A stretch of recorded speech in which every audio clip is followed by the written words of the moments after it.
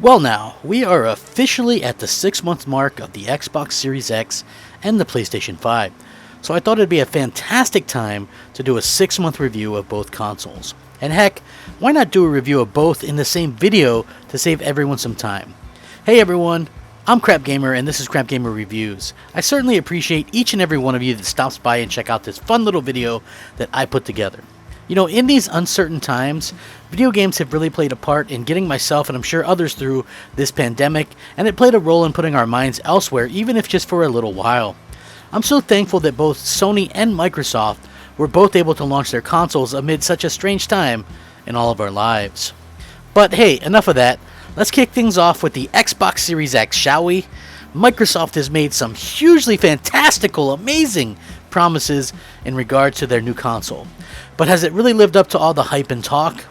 Well, I guess that sort of depends on who you ask. From a technical standpoint, the Xbox Series X is a vastly powerful machine. It blurs the lines between consoles and PC. And when you think about it, there's no way you're going to get a PC capable of 4K graphics, ray tracing, and up to 120 frames per second for $500. It's just not happening. So it is, don't even kid yourself, it's a powerful machine. Now let's start off with the good. The Xbox Series X is a simple design that really saves space if you think about it. It's quiet and doesn't emit a bunch of heat. Now the controller is basically the same, save for a share button that has been added, which makes things a bit easier.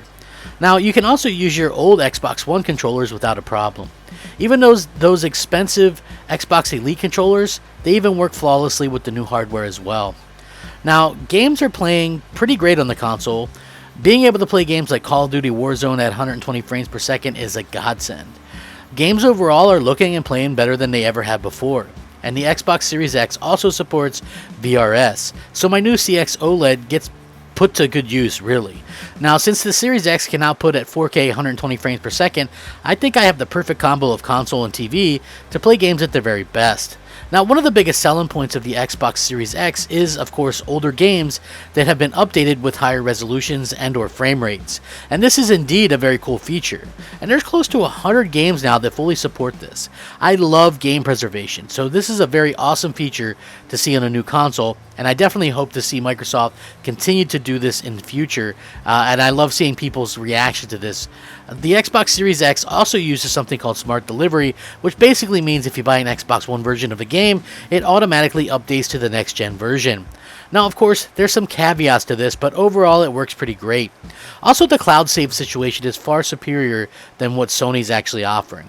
And now what I mean by that is, on Xbox, if you were playing a game on Xbox One, then you went to the next room and booted up the same game on the Series X, it literally lets you pick up where you left off. The auto HDR effect can also work wonders on certain games as well. But I have to be honest, booting up an Assassin's Creed game at 60 frames per second and playing it is an entirely new experience. It feels like a new game. Playing Titanfall 2 or Star Wars Battlefront 2 at 120 frames per second is something I legit never thought would happen. You have to keep in mind that some of these games, especially the mid to late gen, last gen games, look incredible. Those graphics hold up better, and in some case, you know, even to what we're getting so far this generation. So we're really getting a lot of performance and a lot of bang for our buck. Now, the mixed bag portion of the Xbox Series X, honestly, the console is amazing, but there's been nothing to really showcase what it can do. Updates to older games are awesome, I fully admit that. But without that new car smell from a brand new game built specifically for the hardware, it's hard to really say that the Xbox Series X is much more than an upgraded Xbox One X. Microsoft's focus is obviously on Game Pass, and there's been a couple of big day-and-date game releases on it, especially given MLB The Show 21 and Outriders.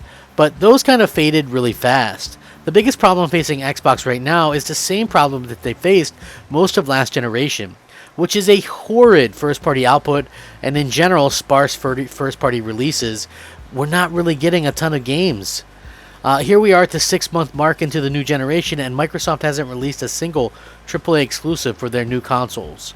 The Xbox Series X is a great console, but literally has zero reasons to own it right now, unless you want to play older games better. Now, in a few years' time, the Xbox Series X could be the de facto place to play, but until Microsoft proves they can manage 23 studios and have those studios release great products that entice gamers and are at least on par with what the competition is offering, they'll always be looked at as the cheap knockoff. And I mean that in the best possible way that you can imagine. I don't hate Microsoft and I don't hate Xbox, but until they can actually get out there and prove that they can deliver the games that people are asking for, you just have to kind of side-eye them and wonder, what's going on there. Now, the PlayStation 5 was promised to be a real revolution, and it hasn't quite yet hit the mark. It does seem to be heading in that direction, though. Despite being less powerful than the Xbox Series X, on paper at least, it has managed to equal or outright outperform the Series X on a regular basis when it comes to new games. Overall, the PS5 is a console that looks a lot like a lot of effort went into the design. The new controller and the UI make for a much more next generation feel than other consoles in the market. I've said this a million times. I love the fact that Sony looks like they put a lot of time and effort into the console itself. While it's hit or miss for some people don't like how big the console is. I think it looks amazingly next generation, and I think that they've done a fantastic job with kind of making a console that I think would look like in 2020. Like if you had asked me back in 1995 what a console would look like in 2020, I would pick that console out of a lineup because it looks so futuristic. The UI is fast. I think that the DualSense is hands down the best controller that I've ever used, and now we're starting to see how all these things come together. Even with the audio that we're experiencing from the games, it's also second to none. Sony has gone all out to make sure the PlayStation 5 is a true next-generation machine. Now, the PlayStation 5 is backwards compatible, which solves a huge problem that people had with the PlayStation 4. And the new solid-state drive solution is one of the fastest on the market, and it is truly the game changer that many of us were looking for in the next generation, with the keyword being immersion. Having games with instant load times, instant fast travel has done wonders for the feeling of immersion in video games. Now, obviously, the PlayStation 5 isn't perfect, as there's no solid-state drive expansion ready yet. And 6 months into a generation, it is pretty unacceptable that people have to delete games in order to make room. With that being said, at least thanks to a new update, we have the option to store PS5 games on an external hard drive at this point. The store being built directly into the PlayStation 5 is also a godsend. No more lag or loading screens when it comes to picking out something to buy. And I think the most critical part of the PlayStation 5's success has been the games. From Demon's Souls, to Miles Morales, to Returnal, to the upcoming Ratchet and Clank, I think it's safe to say that the future is bright on the platform. And the fact that Sony has already announced a successor to PlayStation VR also goes a long way into winning over a lot of fans. I know if any of you have followed this channel for any length of time, I'm a huge VR fan. I love PlayStation VR, and the fact that they have a secondary version of that coming, and it looks like it's going to be 4K and have all kinds of better controls and big AAA games to it, I think that's going to be great for everybody involved. I'm excited about it. I can flat out say that there's many reasons to own a PlayStation 5 right this instant, and that list continues to grow every day.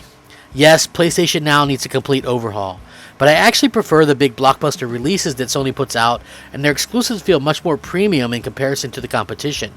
And it's really all about the games anyway.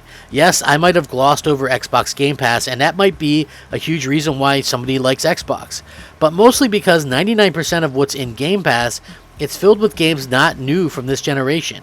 I still feel like when people buy a new next-gen console, they want and should be rewarded with new games to play on that hardware. The PlayStation 5 and Xbox Series X are two next-gen consoles moving in distinctively different directions.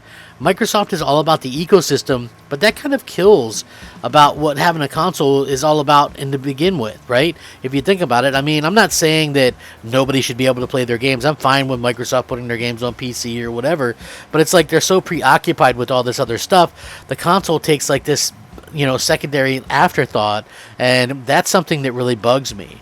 I hope to see some kind of change in the future when it comes to this. Now, when it comes to Sony, I think they've gone about things in a more traditional sense, and I love that about them. They've really done a fantastic job with getting people reasons to be excited about the platform, and I think the future is going to be all the brighter from, just the idea that games are coming and games are releasing. It's easy to say, wait for this or wait for that, but again, Sony's actually out there delivering. Now, I do applaud Microsoft for buying Bethesda and getting people excited about the future.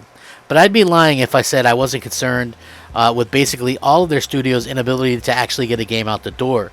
The future looks bright on both consoles, But right now, at this moment, I have to give the edge to the PlayStation 5. They're just doing more for more gamers all around the world, and they continue to excite us every day. Well, that's my thought on it. Both consoles are great, but I do feel like Sony has the edge in terms of stuff to play right now and in the immediate future. Microsoft will probably have a great place to play in a few years, but it's waiting to that long, and we've already been a couple of years without anything. So let me know what you guys think. Do you agree, disagree? Sound off, rate, comment, subscribe. Thank you so much for watching. Have a fantastic day. Crapgamer, out.